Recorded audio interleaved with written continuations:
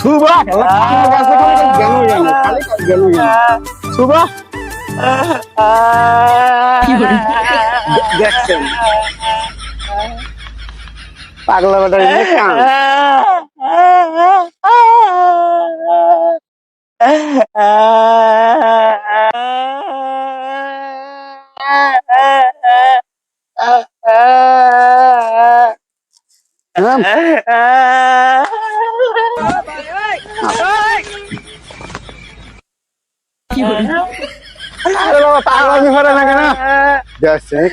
জামা কিনে দাও, ঈদের মধ্যে ব্যাগ কিনতে আমার কিনে দিবে না তুমি?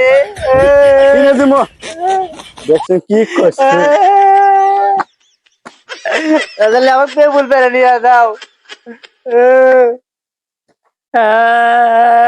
তোমার তো মার্কেট করে দিছি, নতুন শার্ট আছে, নতুন প্যান্ট আছে। ও আবার সেদিনকে বুধবার 8 প্যান্ট কিনেছে, হে প্যান্ট কও এটা প্যান্ট কিনে দিছো? প্যান্ট দেখছেন দেখছেন বেটা কাম দেখছে।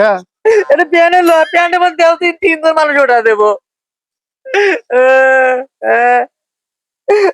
গরিতে পান্না তো নাকি আমাকে প্যান্ট কিনে দিছে। আমাকে যদি প্যান্ট না এনে দাও, আমাকে প্যান্ট কিনে দাও। এই প্যান্ট দেবো নতুন প্যান্ট, কি সুন্দর প্যান্ট যা। এটা প্যান্ট হলো, দেখছেন কিরম মোটা কম্বল। শীত আসলে তো এজন্য মনে হলাম যে এটা নিয়ে গেলে ভালো হবো। আর গরমের সময় পরিবার বেশি হিন্দে বাতাস যাবো, হিন্দে বাতাস যাবো যে বাতাস যাইছে, আমাকে প্যান্ট কিনে দাও। ঈদের মধ্যে যাই নতুন জামা নতুন শার্ট পরবো, আর আমাকে প্যান্ট শার্ট কিছু কিনে দিব না। ইন্নাই নতুন নতুনই তো আছে, আবার শার্ট আছে নতুন। লাগবো না, আমার নতুন তাই কিনা দাও। এটি নতুন রে পাগল বেটা।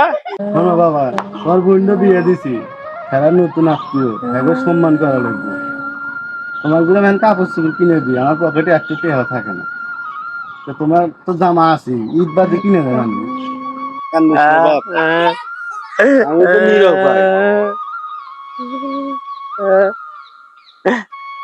আমার মতো মধ্যবিত্ত ফ্যামিলির ভাই বোনদের কাছে একটাই অনুরোধ, ঈদের বাজেটের জন্য বাবা মার কাছে এমন কোনো বায়না করেন না যেন বাবা মার মনে কষ্ট পায়। প্রত্যেকটা বাবা মা চায় তার সন্তানের মন সবসময় খুশি রাখার জন্য।